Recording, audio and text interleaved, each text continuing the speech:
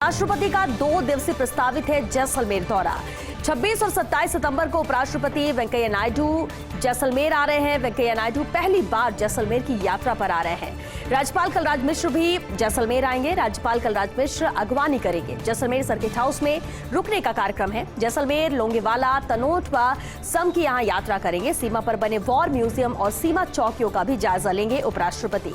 यात्रा को लेकर जिला प्रशासन भी यहां तैयारियां कर रहा है। पूरी तरह से सुरक्षा के भी कड़े इंतजाम यहां पर किए जा रहे हैं। उपराष्ट्रपति का 2 दिवसीय बेहद अहम दौरा प्रस्तावित है जैसलमेर का। 26 और 27 सितंबर को उपराष्ट्रपति वेंकैया नायडू जैसलमेर आ रहे हैं। वेंकैया नायडू पहली बार जैसलमेर की यात्रा पर हैं। राज्यपाल कलराज मिश्र भी जैसलमेर आएंगे। राज्यपाल कलराज मिश्र अगवानी करेंगे उपराष्ट्रपति की। जैसलमेर सर्किट हाउस में रुकने का कार्यक्रम रहेगा। जैसलमेर, लोंगेवाला, तनोट व सम की यात्रा करेंगे। सीमा पर बने वॉर म्यूजियम और सीमा चौकियों का भी जायजा लेंगे। यात्रा को लेकर जिला प्रशासन तैयारियां कर रहा है। कुंभलगढ़ में भाजपा का चिंतन, इशारों इशारों में बड़ी बात कह गए बीएल संतोष। चिंतन बैठक में बीएल संतोष ने बयान दिया, कहा मांगने से पार्टी में किसी को कुछ नहीं मिलता है, पार्टी बिना मांगे ही देती है अपने कार्यकर्ताओं को। संतोष के इस बयान को माना जा रहा 2023 का इशारा।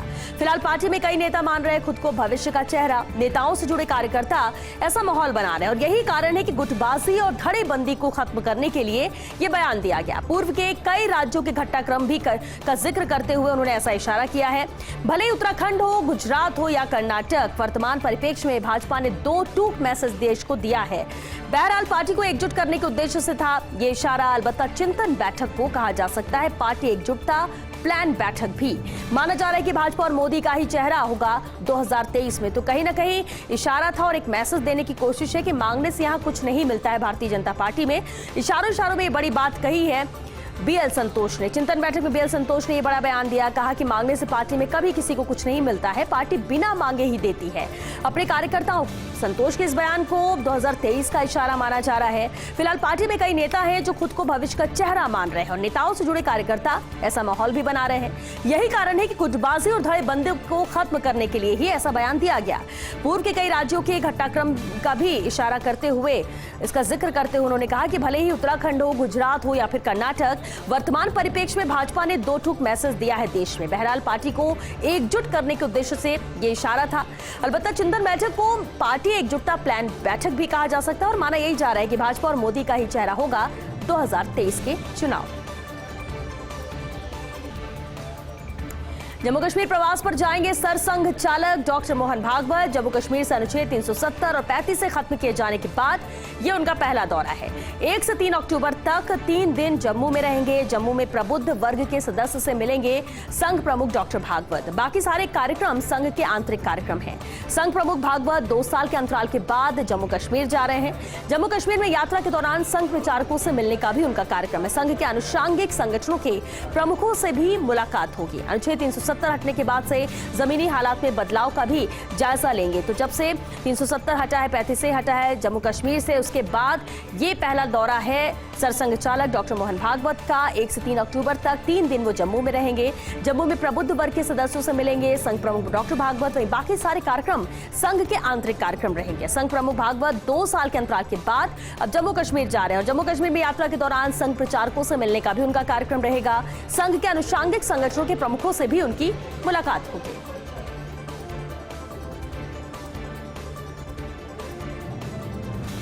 क्या सचमुच मुंबई सरकार पर मंडरा रहा खतरा? कर्नाटक के पूर्व सीएम येदियुरप्पा आभासी दिखा रहे खतरा।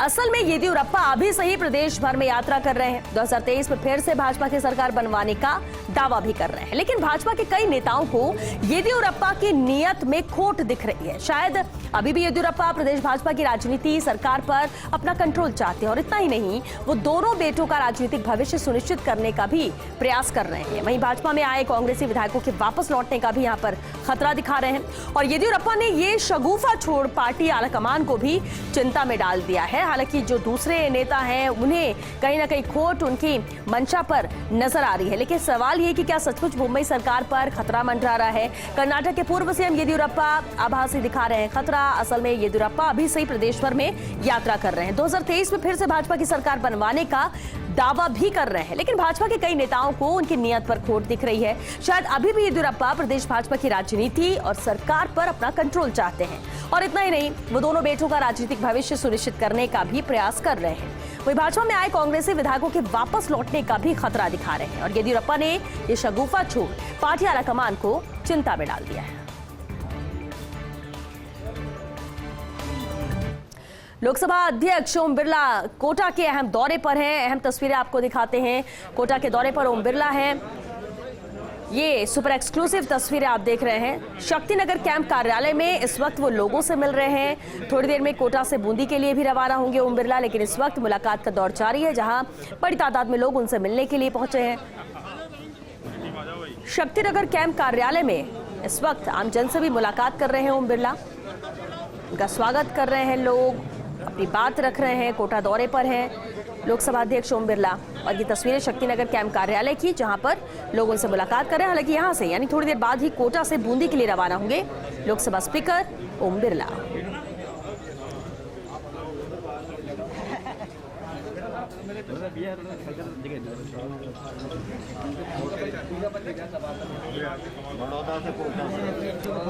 सुपर एक्सक्लूसिव तस्वीर आप देख रहे हैं। शक्तिनगर कैंप कार्यालय में लोगों से मुलाकात कर रहे हैं और उसके बाद बूंदी के लिए रवाना होंगे।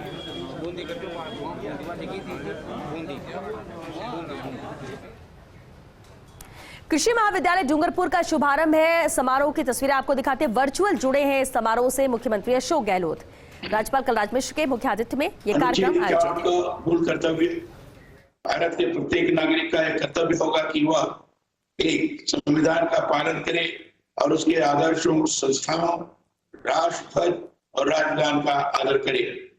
तो स्वतंत्रता के लिए हमारे राष्ट्रीय आंदोलन को प्रेरित करने वाले उच्च आदर्शों को हृदय में संजोए रखे और उनका पालन करे। 3, भारत की प्रभुता, एकता और अखंडता की रक्षा करे और उसे अक्षुण्ण रखे। 4, देश की रक्षा करे और आह्वान किए जाने पर राष्ट्र की सेवा करे। 5, भारत के सभी लोगों में समरसता और समान भ्रातृत्व की भावना का निर्माण करे, जो धर्म, भाषा और प्रदेश या वर्ग पर आधारित सभी भेदभाव से परे हो। ऐसी प्रथाओं का त्याग करे जो स्त्रियों के सम्मान के विरुद्ध है।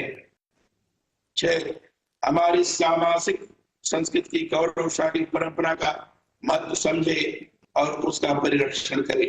7, प्राकृतिक पर्यावरण की, जिसके अंतर्गत वन, झील, नदी और वन्य जीव हैं, रक्षा करे और उसका संवर्धन करे तथा प्राणी मात्र के प्रति दया भाव रखे। 8, वैज्ञानिक दृष्टिकोण, मानववाद और ज्ञानार्जन तथा सुधार की भावना का विकास करे। 9, सार्वजनिक संपत्ति को सुरक्षित रखे और हिंसा से दूर रहे। 10, व्यक्तिगत और सामूहिक गतिविधियों के सभी क्षेत्रों में उत्कर्ष की ओर बढ़ने का सतत प्रयास करे, जिससे राष्ट्र निरंतर बढ़ते हुए इस प्रयत्न और उपलब्धि की नई ऊंचाइयों को छू ले। 11, जो माता पिता या संरक्षक हो वह 6 से 14 वर्ष के बीच की आयु के यथास्थिति अपने बच्चे अथवा प्रतिपालक को शिक्षा प्राप्त करने के अवसर प्रदान करेगा। धन्यवाद।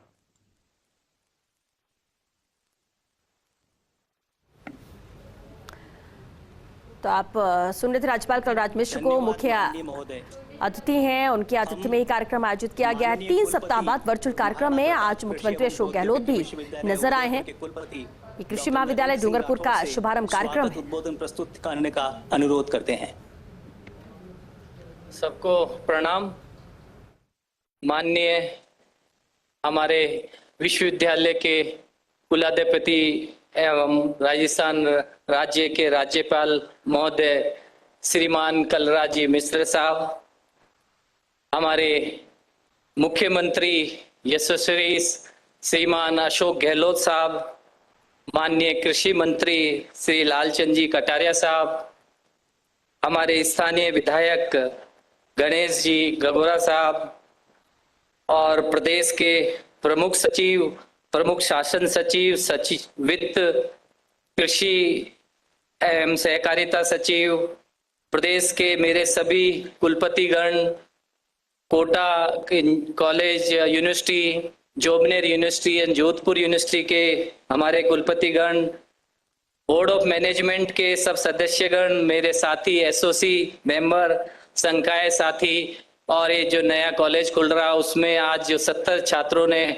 एडमिशन लिया है उनके सब अभिभावकगण भी, और साथ में हमारे कृषि विज्ञान केंद्र से जुड़े हुए हजारों किसान भाइयों और हमारे विश्वविद्यालय के अध्यापक और प्रिय विद्यार्थियों, आज का बहुत ही अच्छा मौका है। आज हमारे यहाँ पर एक नए कृषि महाविद्यालय का शुभारंभ किया जा रहा है। चलिए बढ़ते आगे। चरणजीत चन्नी के लिए दलितों को संगठित करना चुनौती होगी। पंजाब के नए मुख्यमंत्री चन्नी के लिए ये बड़ा टास्क है। चुनाव से पहले दलितों को कांग्रेस के पक्ष में लाना आसान नहीं होगा। पंजाब में दलितों की कुल संख्या 31.8% है, लेकिन कई सबकास्ट में विभाजित है। कांशीराम ने भी अपना आंदोलन पंजाब में रोपड़ से शुरू किया था, लेकिन बाद में अपनी कार्यस्थली उत्तर प्रदेश में वो शिफ्ट उन्होंने कर लिया था। चन्नी के अब कास्ट में विभाजित दलितों को एक सूत्र में बांधने के कैंपेन में भी बाधा आएगी, लेकिन ये बहुत बड़ी चुनौती चरणजीत सिंह चन्नी के लिए रहेगी कि सभी दलितों को संगठित किया जाए। पंजाब के नए मुख्यमंत्री चन्नी के लिए ये बड़ा टास्क रहेगा। चुनाव से पहले दलितों को कांग्रेस के पक्ष में लाना इनके लिए आसान नहीं होगा।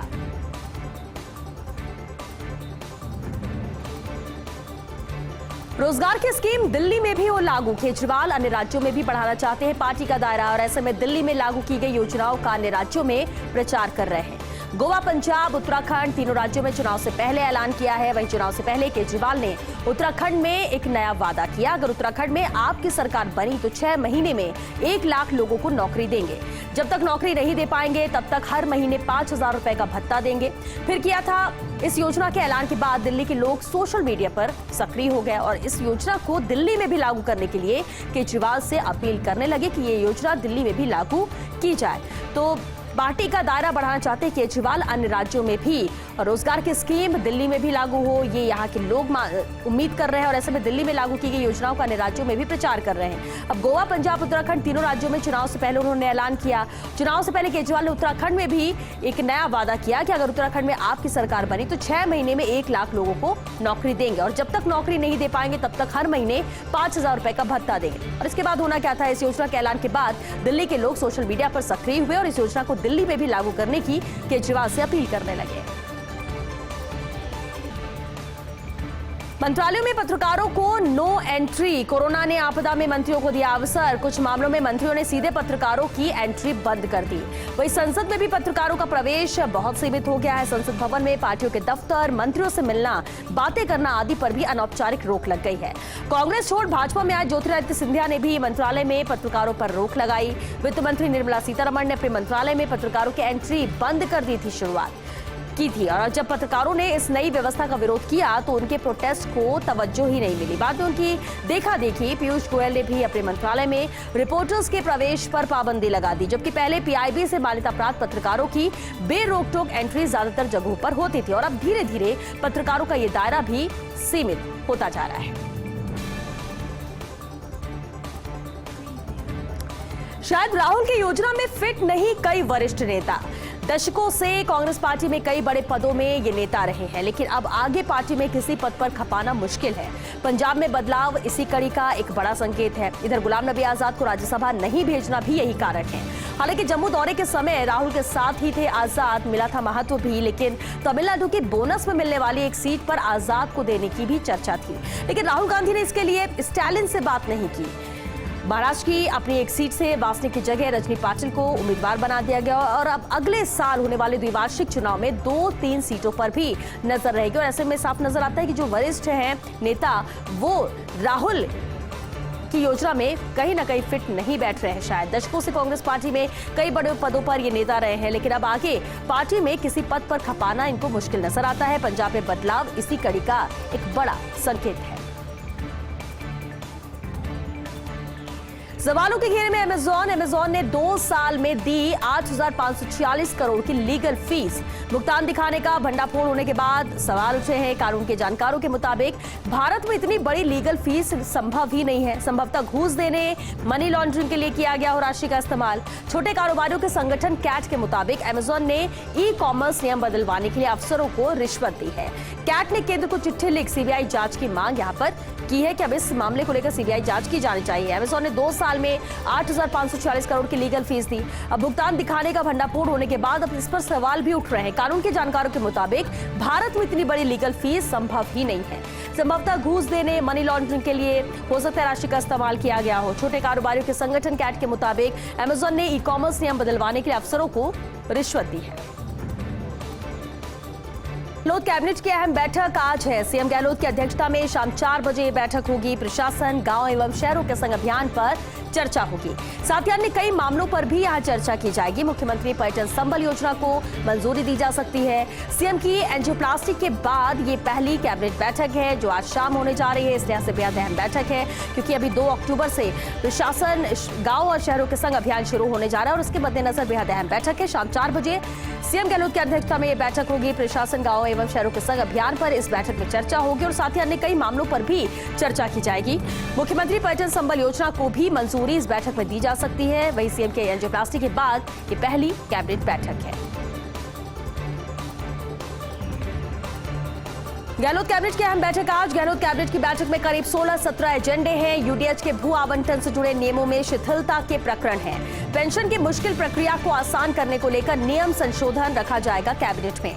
जीपीएफ की ऋण राशि को लेकर संशोधन पर विचार हो सकता है। मुख्यमंत्री पर्यटन संबल योजना को मंजूरी दी जा सकती है। महिलाओं के नाम पर SC/ST के प्रमाण पत्रों को जारी करने का यहां फैसला हो सकता है। 8 जिलों में ग्रामीण पेयजल को फिर से PHED को सौंपने को लेकर भी फैसला संभव है।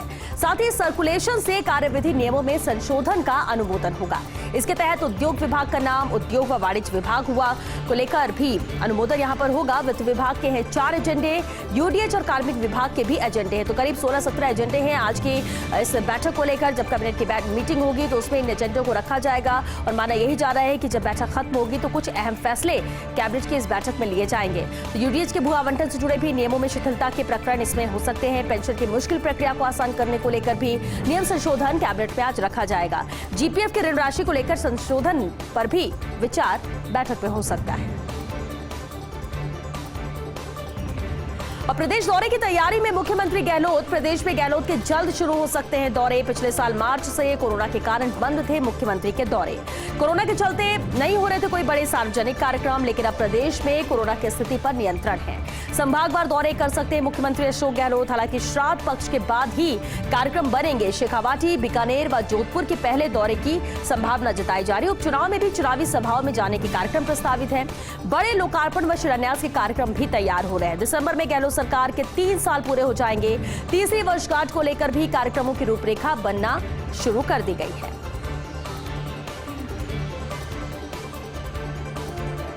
वल्लभनगर और धरियावद उपचुनाव और क्षेत्रीय दल।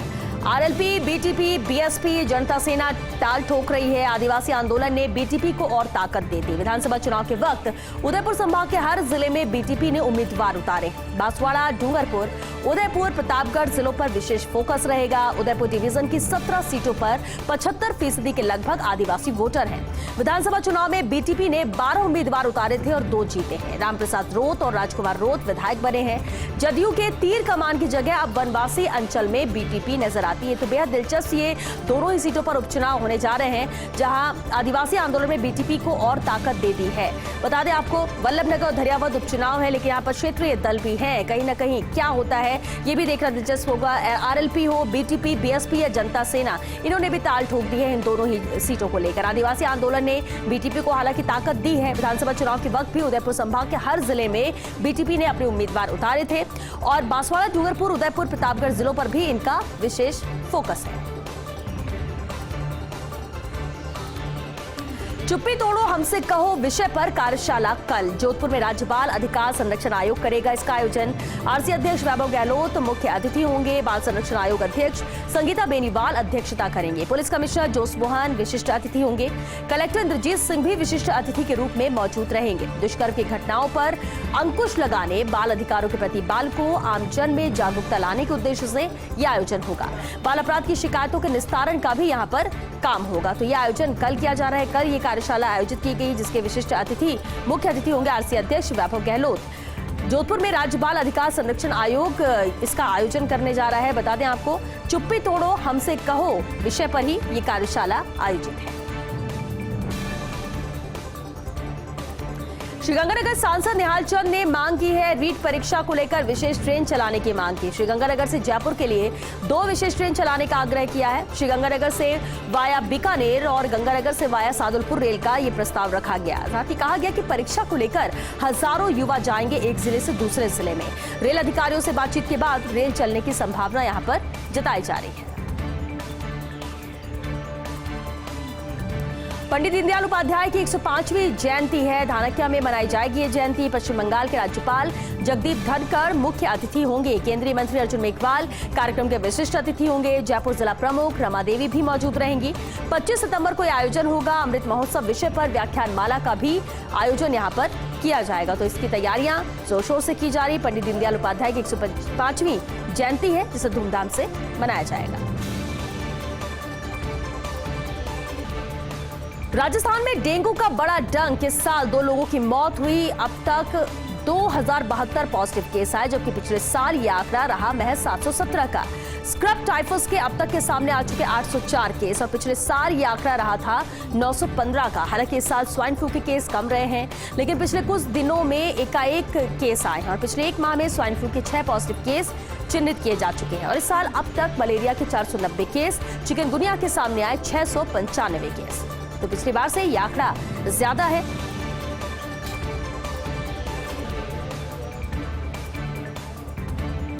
नई फ्लाइट शुरू करना आसान, चलाना मुश्किल। जयपुर से छोटे शहरों के लिए फ्लाइट संचालन में अब परेशानी आ रही है। स्पाइस जेट एयरलाइन ने 20 अगस्त से शुरू की थी ग्वालियर की फ्लाइट। सप्ताह में 4 दिन जयपुर से ग्वालियर जाती है ये फ्लाइट। फ्लाइट संख्या SG 2035 जयपुर से सुबह 6:30 बजे रवाना होती है, लेकिन पिछले कुछ दिनों से लगातार अनियमित चल रही है ये फ्लाइट। कम यात्री भार होने पर एयरलाइन कभी भी रद्द कर देती है फ्लाइट और आज भी पर्याप्त यात्री नहीं मिले तो एयरलाइन ने फ्लाइट को रद्द किया है। हालांकि बुकिंग कराने वाले चुनिंदा यात्री यहां पर जरूर परेशान हो रहे हैं। तो छोटे शहरों में ये जरूर दिक्कतें आती हैं। फ्लाइट चलाना मुश्किल यहां पर होता है, क्योंकि शुरू करना तो आसान है लेकिन चलाना मुश्किल, और उसका उदाहरण ये ग्वालियर की फ्लाइट है। तो जैसलमेर में एसीबी की बड़ी कार्रवाई है। बेहद अहम खबर, जहां उपनिवेशन पटवारी 5000 की रिश्वत लेते हुए ट्रैप हुआ। एसीबी ने चिमना राम भाटी को ट्रैप किया है। नामांतरण खोलने के एवज में इसने घूस मांगी थी। एसीबी डीएसपी एन राजपुरोहित ने कार्रवाई को अंजाम दिया है। तो अहम कार्रवाई है। जैसलमेर में एसीबी ने इस कार्रवाई को अंजाम दिया, जहां उपनिवेशन पटवारी 5000 की रिश्वत लेते ट्रैप हुआ है। एसीबी ने चिमना राम भाटी को ट्रैप किया। ये सुपर एक्सक्लूसिव तस्वीरें आप देख सकते हैं। संवाददाता नवीन शर्मा हमारे साथ जुड़ चुके हैं। नवीन, 5000 की रिश्वत लेते ट्रैप किया है एसीबी ने, पूरी जानकारी कार्रवाई को लेकर।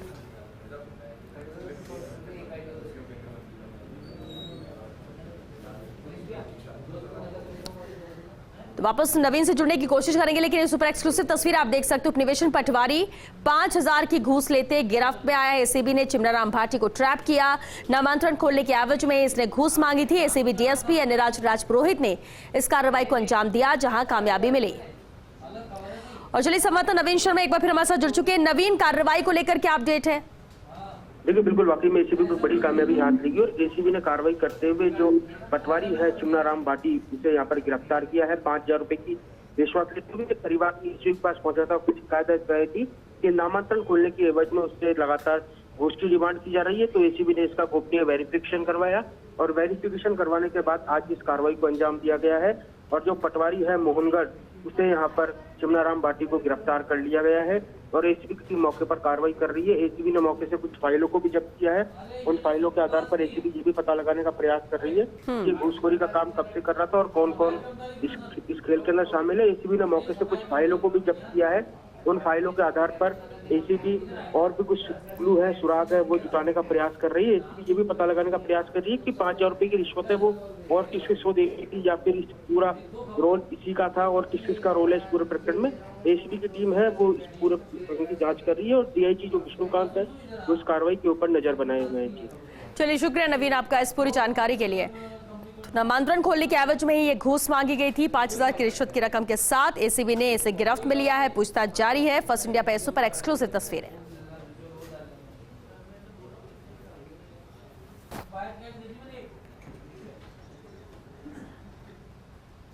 और चलिए शिक्षा बुलेटिन में फिलहाल के लिए इतना ही। नमस्कार।